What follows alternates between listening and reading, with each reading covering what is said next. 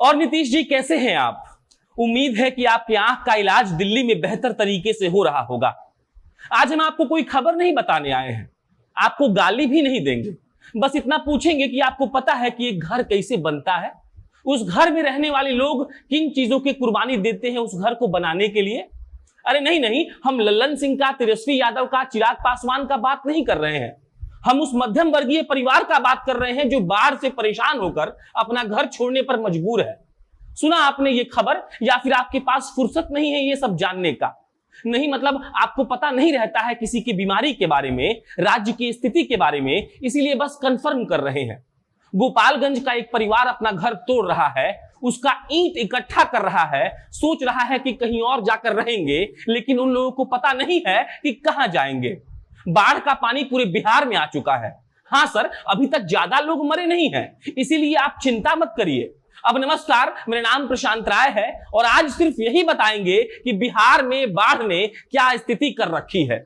Screen पर चल रही इस तस्वीर को देखिए और बस एक बार बैठकर सोचिए कि जब ये घर बन रहा होगा तो कितना मजा आ रहा होगा इनके परिवार वालों को।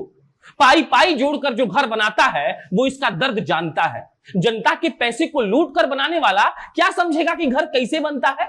और इसके बाद साथ में ये भी सोच लीजिए कि हमारी सरकारों ने हमारे लिए क्या किया है।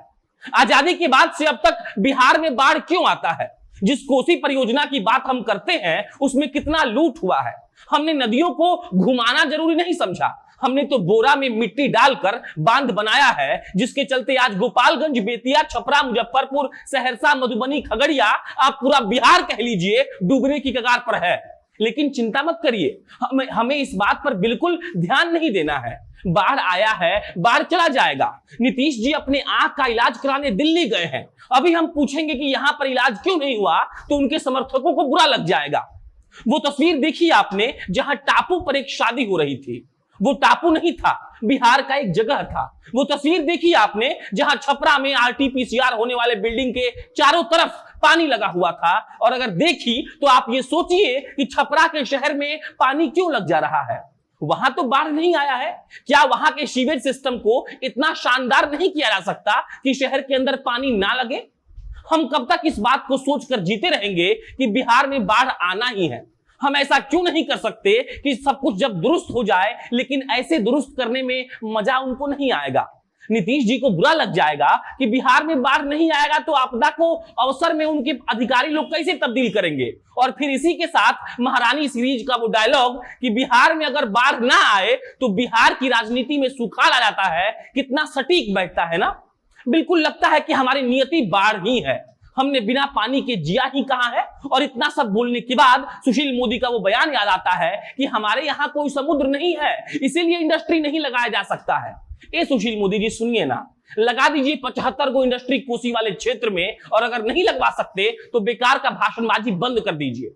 बेतिया शहर पूरा डूब गया है, गोपालगंज के सारे गांव बर्बादी की कगार पर हैं। आपका कोई भी विधायक या सांसद जमीन पर नहीं दिख रहा है। हालांकि ये संभावना है कि वो इस बात का इंतजार कर रहे हो कि पानी ज्यादा अंदर आए, लोग मर जाएं, और तब हेलीकॉप्टर से चिवड़ा और मीठा फेंका जाए और फेंकते हुए कहा जाए कि हमारे मुख्यमंत्री साहब को बिहारियों से इतना प्यार है कि हेलीकॉप्टर से चूड़ा मीठा फेंकवा रहे हैं। क्यों? ठीक बोल रहे हैं ना हम नीतीश जी? ठीक ही बोल रहे होंगे। वैसे आप कम्युनिटी किचन का शुरुआत कब कर रहे हैं और इसका विज्ञापन कब अखबारों में दे रहे हैं कि जो लोग बाढ़ से त्रस्त हैं वो आए और खाना खाएं? बिहार की सरकार ने उनके लिए बहुत शानदार व्यवस्था किया है। सर एक बात बताएं, आपका बिहार हर साल डूबकर 100 साल पीछे चला जाता है। क्या आपको ये बात पता है? क्या आपको पता है कि बिहार के लोग बाढ़ के पानी के कारण अपना पक्का मकान नहीं बनवाते हैं? क्या आपको पता है कि कई लड़के डूबकर मर जाते हैं? क्या आपको पता है कि सांप के काटने से कितनों की जान चली जाती है? क्या आपको पता है ये सब? नहीं पता होगा। सोचिए कि उस बिहार की स्थिति हर साल क्या होती होगी जहां 4 महीने पानी लगता है और अगले 8 महीने उस 4 महीने में जितना हम पीछे गए हैं उसको कवर करने में लगता है, और फिर अगले साल बाढ़ का आना तय है और हम लग जाते हैं फिर से सब कुछ सही करने में। इसके बाद निकलता है ठेका बांध को बनाने का, जिस ठेका में हमारे यहां जीते हुए सांसद और विधायक जम के दलाली करते हैं। और फिर अगले साल आता है बाढ़, बोरा में माटी भरकर डाल दिया जाता है और कहा जाता है कि हमने सब कुछ ठीक कर दिया। आपने खाक ठीक किया, सच तो यह है कि आपसे कुछ भी ठीक नहीं हो सकता है। बाकी बिहार में सब कुछ ठीक चल रहा है, बस 20-30 लाख लोग बाढ़ से परेशान होंगे। कोई नाव में से गिरकर मर जाएगा, किसी को सांप काट लेगा, किसी को भूख लगेगा तो वो कुछ गंदा खाना खा लेगा, और इसके अलावा हमें कोई दिक्कत नहीं है।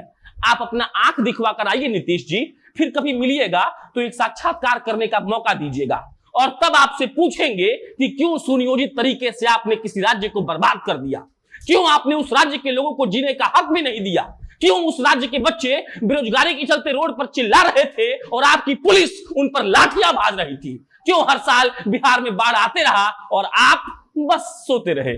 शुक्रिया।